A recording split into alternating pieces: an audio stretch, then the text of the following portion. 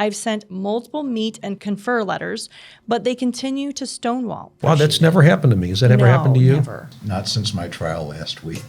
Welcome to the Case Doctors. I mean, John, can you remember what you ate for breakfast yesterday? Not really. With John Simon and Alvin Wolff. One thing I told a lawyer, I'm happy to send you a children's dictionary if you don't understand these simple English words. The show where two of the greatest legal minds offer you advice on your cases. If it's a good case, it's not a bad place to be. If it's a bad case, heaven help you. The Case Doctors. We'll see you now.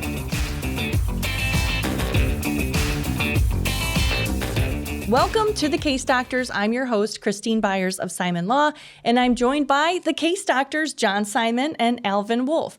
Now, between them, they have more than 80 years of experience as plaintiffs' attorneys, so there really isn't a scenario they haven't already encountered on a case and figured out how to handle it or how not to handle it, as John says. Now, they're offering you the chance to tell them about the various problems or issues that are coming up in your cases and hear how they would handle it.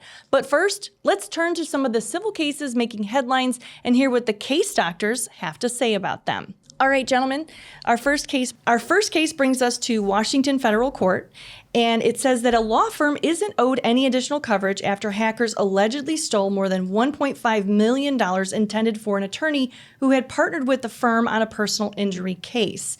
In its partial motion to dismiss, the insurance company said that the law firm wasn't owed anything beyond its policy of $100,000 and its social engineering coverage limit, which had been paid. And as a result, the insurer says it has no duty to indemnify the firm for any additional amounts, even after that referring attorney's compensation of just over $1.5 million was stolen by hackers. Well, it sounds to me like they didn't have enough coverage.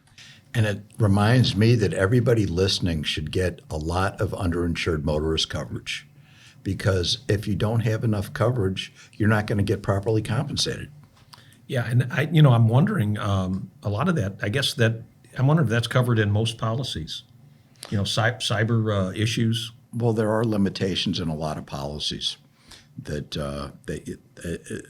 what can happen is so prevalent they automatically lower the amount. For example, I was talking to someone over in Illinois for nursing home cases. Most of the nursing homes, if they have any insurance at all, are limited to $100,000. Now, Alvin, you had been talking to us, too, about a case you had heard about where an email was off by one letter and the money was gone. Yes, I'm familiar with one where $750,000 just disappeared into thin air from some bad people out there that stole the money. Yeah, I've heard about that a couple times and it was all involved a wire transfer. Somehow I guess the email giving the wire instructions was hijacked or somebody broke into it, and so it ends up that the money's being wired to the wrong person. I'm wondering who's at fault there. I mean, I guess it's probably. I'm thinking what the theories are. One of them would be the firm that got hacked. I mean, maybe you could argue their security isn't sufficient. I don't know. Last week, I got a call from the bank. One of my checks got washed that I sent to the Missouri Department of Revenue. Someone intercepted it, took the name off, and wrote it to themselves and cashed it. So did you mail it, or just they took it out of the mail, or? I mailed it, put it in the U.S. mail, timely. So do you think that the defense is pretty solid on this, that they only need to pay that $100,000 amount? I think if their coverage is $100,000, I don't know how they're going to get more than that. Unless they have something like we have in Missouri, which would be toward Victims' Compensation Fund. If there's a fund like that, maybe they can make a claim under that. Interesting strategy. Another case that's getting some attention is out of Illinois State Court, so not far from us. Tool company Chevron North America and retailer Lowe's Home Centers were hit with a proposed class action accusing them of selling lithium-ion batteries that overheated and in some cases caught fire. The companies are accused of intentionally not warning the public about critical safety details that would have resulted in consumers not buying certain batteries, according to the complaint. Now, the original complaint was filed in Illinois State Court and later removed to federal court by Chevron, who argued that the damages and the number of people allegedly harmed qualifies this to be heard before a federal court. So is that good news, bad news for the plaintiffs? What do you think, Alvin? Well, it depends if the case is any good. If it's a good case, it's not a bad place to be. The federal court will make you get organized, and they'll move the case along. If it's a bad case, heaven help you. But the first thing I think about is when you pack your bags to go on an airplane, they always make sure you don't have lithium batteries packed. So I'm not even sure the validity of any claims like that, because everybody knows these batteries catch on fire. Yeah, I mean, I guess the question is, should they catch on fire? So, who knows? Should there be warnings? Yeah, I mean, we've handled battery explosion cases individually, not as a class action, and we've had a couple where, folks were pretty badly injured because they've exploded while they were in their pocket, causing like burn injuries and things like that. So, who knows?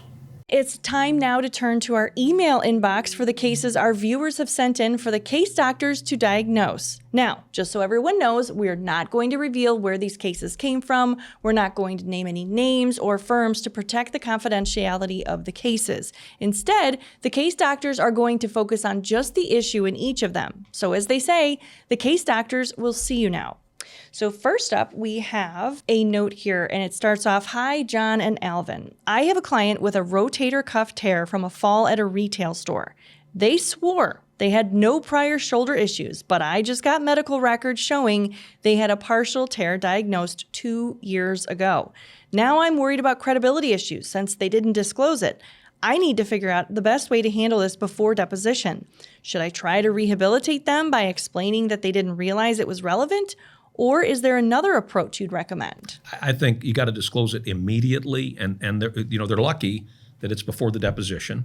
I would, I think as long as you bring it out, give it to them ahead of time, give them the records, whatever you have.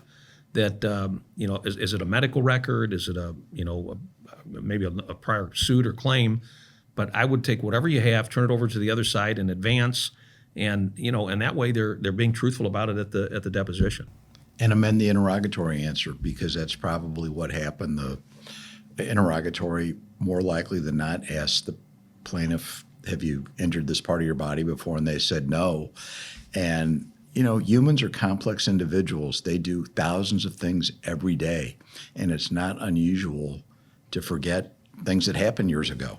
I mean, John, can you remember what you ate for breakfast yesterday? Not really, but I would just tell you, and when this gets into prepping your client for deposition generally, and I if somebody asked me if I've ever had surgery on my left elbow, I don't remember having surgery on my left elbow, but I would sort of qualify my answer about surgery on my left elbow. It's you just don't know. I mean, it's I don't remember. I had a case where. It was a guy who was hit in a rear end collision, had back surgery, and he denied he had any prior back claims. And he was probably in his 60s when I was representing him. And it turned out 30, 40 years earlier, it wasn't an incident, it wasn't an injury, but there were some records from a chiropractor where he was complaining of back pain. And so I don't know. I just tell people that you got to be really careful. No means no. If you say never, it means never. And unless you're 100% certain about whatever it is you're being asked about, you need to really qualify your answer. Maybe something like, wow, you mean ever in my life have I injured, for instance, an injury versus a surgery. A surgery is a little too specific, but a lot of times they'll get asked, have you ever injured your back before? Well, what does that mean? I can't imagine any human being alive hasn't had some sort of injury to their back at one point or another. And so, people don't, I think that when your client's given that deposition, they don't realize how what they say is going to be taken verbatim and used against them at trial, and they're going to be cross-examined with it.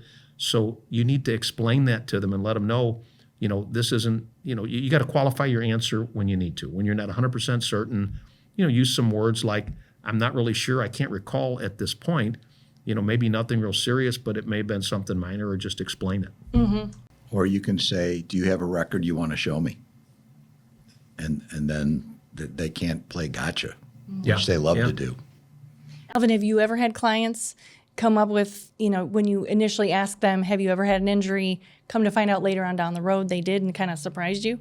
Well, particularly with bad backs. I mean, a lot of people go to chiropractors, and the chiropractor records from before your injury, they can really kill your case because they're the same record just about every time the person goes in, how bad it is. This is pain, 8 out of 10, worst pain I've ever had.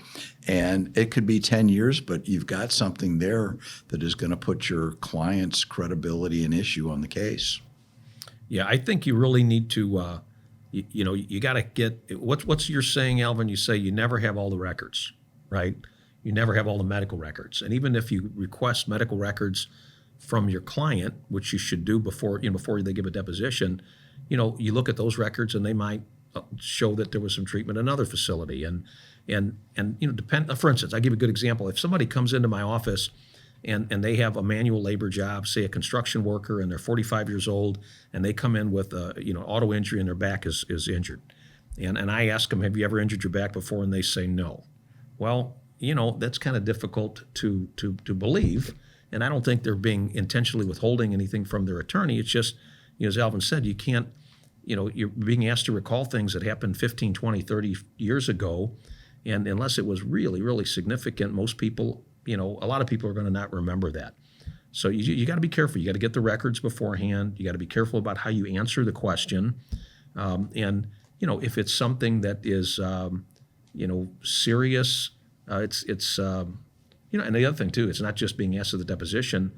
The medical records themselves, they're probably going to ask about any priors or anything like that. So you got to be, this is not guesswork.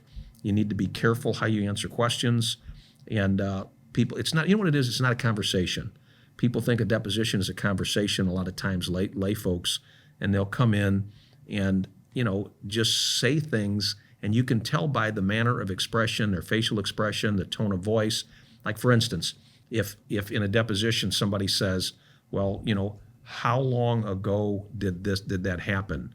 And somebody will go, 5 years, and the way they said it by looking at them and being seeing them, that they have no idea whether it was 5 years or 10 or 15, and it's the same thing. None of that comes down unless it's a video deposition.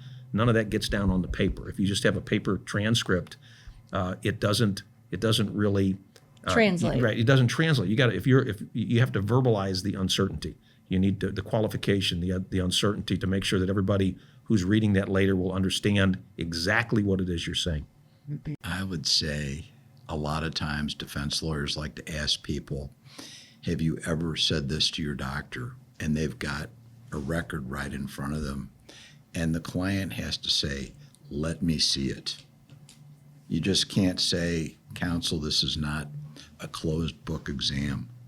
You have an advantage. You're going to ask me questions about records that I didn't even write. So I don't know what's in the records. You may have never seen them. Maybe seeing them for the first time in their deposition. Oh, absolutely. Yeah. And, you can get all sorts of nutty stuff in records. And the other thing you got to remember, too, is, and I tell this to my clients, that you're going to be asked about things in your past, prior accidents, prior claims, medical visits, injuries, and the attorney asking you those questions is going to know 10 times more than you will ever know about your own history, because we've given them authorizations and they've got copies of your records. They've studied them, they've reviewed them, they've summarized them. So again, it's I think what Alvin's saying is the best is, do you have a record for me to look at? Probably is the best way to handle it. And every time I get a medical record, there's another doctor in there whose records you need to get. Yes. And it just goes on and on and on. Never ends. All right, on to our next viewer question. Hi, John and Alvin. I hope you're doing well. I wanted to reach out because I'm dealing with a particularly difficult opposing counsel in one of my cases. They're being unreasonably obstructionist in discovery, delaying responses, and refusing to produce key documents. I've sent multiple meet and confer letters, but they continue to stonewall. Do you have any strategies for dealing with opposing counsel like this? And at what point would you typically bring this to the court's attention? Any advice would be greatly appreciated. Well, that's never happened to me. Has that ever happened to you? No, never. Just not since my trial last week. Well, there's a bunch of things that you can do, but I think first of all, you need to put the request in writing. You need to give a time limit, and if they're not responsive, notice it up. File a motion to compel. Do what you need to do under the rules, but you shouldn't have to ask 4 or 5 times and let months go by to get basic information in a case. You need to be, and if here's the thing too, if you wait too long and you don't, and you get closer to trial, then what happens is they're kind of running out the clock because you're the one that needs to get the information, to put your case on. So I think, not getting it in time is as much the fault of the attorney requesting it as it is the attorney trying to delay the information. You ask for it. If it's not given, you write a letter and say, I need it by this date or I'm going to file a motion. And guess what? If that date comes and goes, you file a motion and you notice it up. And I think you'll get you'll get a response at that point. And when you're dealing with a lawyer like that, I would say you have to start putting everything in writing. I'd say most lawyers that are local, I get along with pretty well. If I need something, they'll send it to me. Don't even need to make a discovery request. But when you're dealing with someone that is being stopping you from getting what you need, you really have to put it in writing, and you have to go to court like John says. As a young lawyer, I was handling a larger number of smaller cases. And it was so often that I would send out basic discovery about witnesses to the accident and, prior history or whatever it is, just basic stuff. And you would get just objections to every single 20 interrogatories, and there'd be 20 objections to them and requests for production. And so what I started doing is I would notice up a date for discovery even before I got the answers back. I would send out a notice. And that way, when it came in, I was like, okay, here's a meet and confer. I'd send a letter and say, hey, look, you do need to meet and confer. And I'd say, look, I'm available to talk by phone if you want to talk about this. If you think we can work anything out, please give me a call. If not, I'll see you at the hearing. One thing I told a lawyer 2 days ago when I got his objections to every discovery request, I called him up and said, I'm happy to send you a children's dictionary if you don't understand these simple English words. And What was the response? How did that go? he started laughing and said, they're just there for placeholders. We're planning on answering them. Yeah.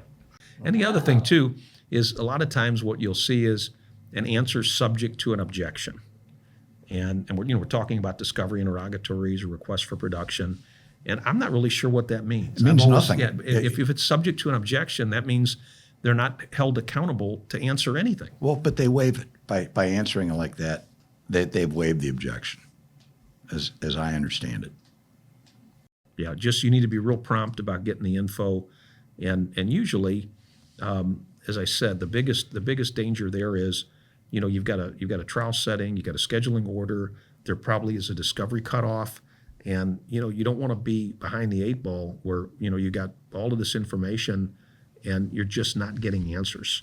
You really need to hold their feet to the fire. The other thing, too, is if you don't have a trial setting, having a trial setting can really help you get things done in the case. First of all, it gets you focused because now you have a trial setting, but it also really gives you a reason to insist that things be done in a timely manner. You can say, well, we have a trial coming up in 7 months. I would like to schedule these 6 depositions, and guess what? Here are dates I have, and I usually put them 30 days out, and I'll say, if these dates don't work for you, please give me dates before that. Want to get them done beforehand.